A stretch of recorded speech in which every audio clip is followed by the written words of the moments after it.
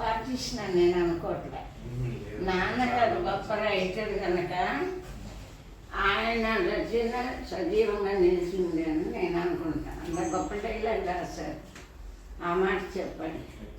ఇప్పుడే అండర్స్టాండ్లో అంటే డైలాగ్ గోలీ మాట. నాన్నగారు అంత పేరు తెచ్చుకోవాలి బాగుండాలి కానీ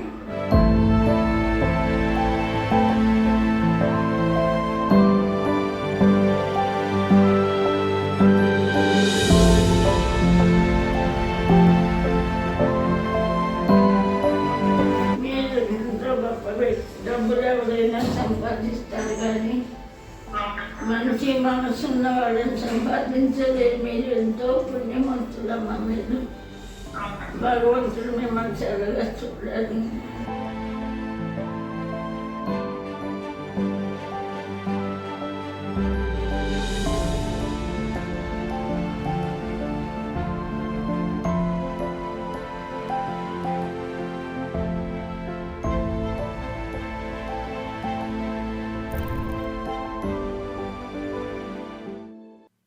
లైక్ చేయండి.